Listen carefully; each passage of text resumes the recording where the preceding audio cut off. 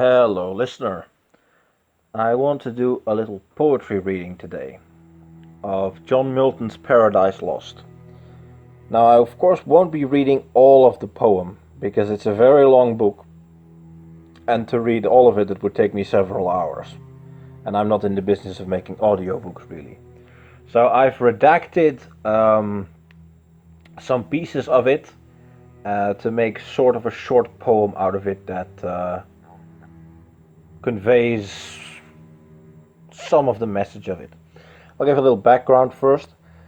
John Milton's Paradise Lost is about the fall of Satan. And it was a very influential book on Protestant culture and through Anglo-Saxon and American culture and domination of culture onto Western civilization in general.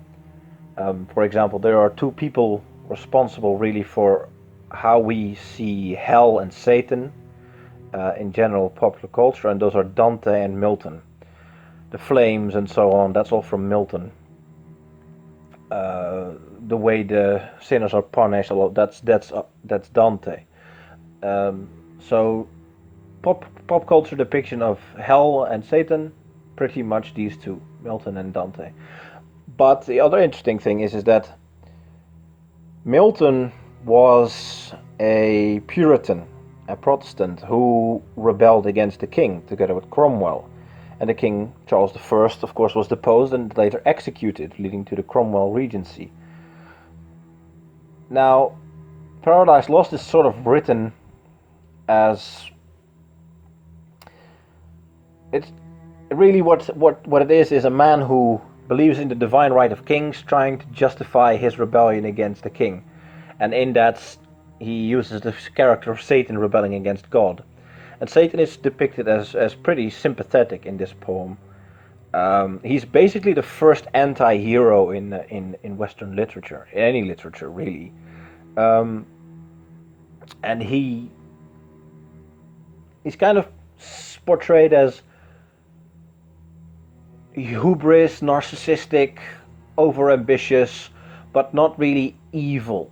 He has his own motives. His motivations are explained, and he has his reasons. And he does rebel against God, and he is cast down. But in a way, he's also just playing the role that God had for him in his plan, because of course, especially Protestants believe in a divine plan. And if you take it to the very radical ones, like Calvinism, they don't believe in free will at all. They believe that everything is predestined. Everything, you do not make decisions. Everything is God's will and God's plan. Anyway, Milton was a big influence on another poet I rather like, William Blake. And Blake is interesting because he's one of the first poets to create sort of fantasy world. And in that, he's sort of a precursor to Tolkien and C.S. Lewis and so on. He creates a whole mythological worldscape all of his own. And he was a bit of a liberal, but also a very, very devout Christian. And like Tolkien, he was opposed to the Industrial Revolution and I guess you could say a Kaczynski of his time, although he didn't blow up anyone. He was just a radical opposed to what was happening to the working class and to the countryside and so on due to the Industrial Revolution. A topic that we have kind of forgotten about in literature, the idea of going back to the countryside and return to nature and so on, evils of technology. At most you will see something like that in transhumanist literature, but that kind of glorifies technology really rather than decrying the evils of technology. Anyway, I'll read the little redacted piece I've put together, and then I'll talk a little bit more about Tolkien and so on. This is from the perspective of Satan. High on a throne of royal state, which far outshone the wealth of Ormuz and of Ind, or where the gorgeous East with richest hand showers on her kings barbaric pearl and gold, Satan exalted sat, by merit raised, to that bed eminence, and from despair, thus high uplifted, beyond hope, aspires, beyond thus high, insatiate to pursue, vain war with heaven, surer to prosper than prosperity, could have assured us the strongest and fiercest spirit that fought in heaven, now fiercer by despair.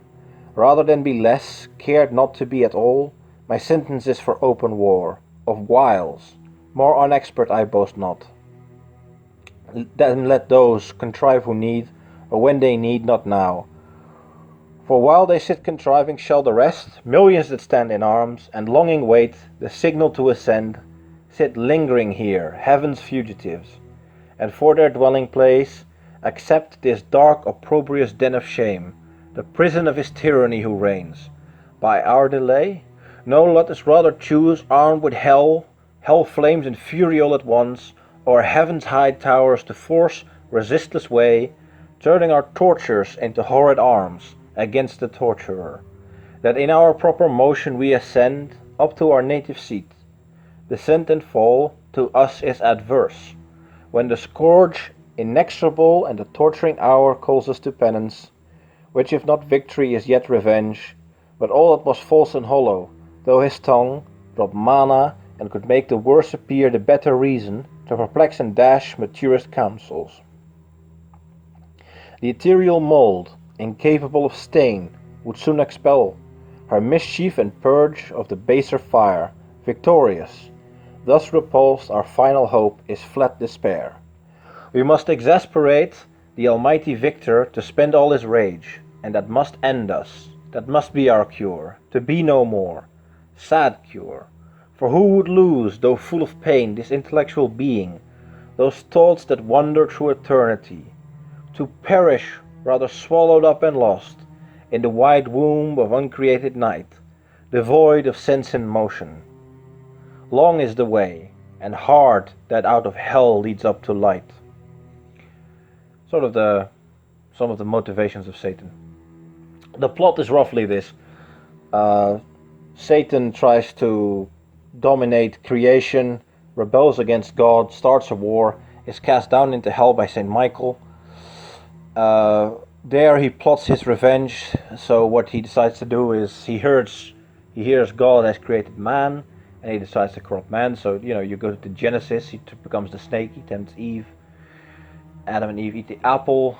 They are cast out of paradise and are doomed with original sin. The interesting thing there is that although Satan is the one who gets them cast out of paradise, he also tries to argue in the favor of mankind, with such arguments as, if one man committed the sin, then why is all of mankind condemned? This happens a lot throughout the poem. Satan sort of arguing with God, and this is Milton really, presenting his arguments for why one could justly rebel against the divine sovereign, like he did. From the fall of man, it goes to the passion of the Christ and the crucifixion, where of course Satan makes an appearance trying to tempt Jesus at the top of the temple, where he shows him all the kingdoms of the earth, and he says, all of this can be yours if you reject God. And of course Christ does not reject God, and he willingly goes to the crucifixion, and therefore he saves mankind. This theme of rebelling against God and trying to overtake his creation is also present in Tolkien's Silmarillion, where of course Morgoth is cast from they sing the song and Morgoth goes against the song, and Morgoth basically, when they go to Arda, he sets the whole plot in motion, rebelling against the rest of the gods and so on. Tolkien himself said he hated allegory and that none of his works are allegorical, but they are certainly inspired on many things. I think Tolkien is in many ways sort of an apogee of Northern European culture, taking influences from Nordic mythology, from Anglo-Saxon history, from the epic poem Beowulf, from the legend of Siegfried, from John Milton, from Protestant and Catholic and Christian in general influences, and he kind of meshes it all together and like Milton, like Blake before him, he creates this whole world, fantasy worldscape in which he depicts his own morality in many ways, but he also tries to just basically create an epic mythos. And Tolkien has written many things himself about the importance of fairy tales and why he wrote what he wrote. But Tolkien is interesting because he is so very, very European in what he writes, and especially North European. I will give a few other passages that are very famous from this poem. The first is, "Better to reign in hell than to serve in heaven." Kind of the ultimate expression of hubris, to invite being downcast, basically, and to reject anyone's domination over you. It is, of course, Satan who says it. Another one is, "A mind not to be changed by place or time. The mind is its own place, and in itself can make a heaven of hell and a hell of heaven." Or, in other words, many of our tortures are self-inflicted. It is our mind, our wandering thoughts, either motivating us or causing us depression and so on. A wandering mind is a restless and wandering mind is an evil thing, really. Do I have anything else to add to this? His style is fairly easy to read for someone who knows, who has a decent vocabulary in English. He does have references of his time and a lot of biblical references, so it helps if you know a bit of your Bible, but also things of his time. For example, "High on a throne of royal state, which far outshone the wealth of Ormuz and of Ind." Ormuz is a city in Arabia, and Ind is, of course, India. But once you've read one of these sorts of works from the period, it helps because then the next one becomes easier to read, of course, because you get the references and so on. But it's pretty readable. It's not very allegorical. It's mostly written from the perspective of Satan. And yeah, it's very, very influential in Northern Europe. Well, Western civilization at this point, really. Because it was hugely influential on Protestant thinking. Sort of, which might be a criticism you get from Catholics or Protestants, that they are individualistic, they are too convinced that they can rule themselves and unaccepting of hierarchy and so on. And of course, it's a perfect team to try and justify rebelling against God then, right? It's a recommended reading, John Milton. I like his poetry very much. Blake as well, and really you could say, in a way, trace all of these poets, Milton, Blake, to Tolkien, C.S. Lewis and so on. I kind of place them in a sort of continuous Anglo-Saxon Christian tradition of philosophy and literature. There's a few others, can't think of any names right now, but this is basically one line of literary tradition within Anglo-Saxon literature.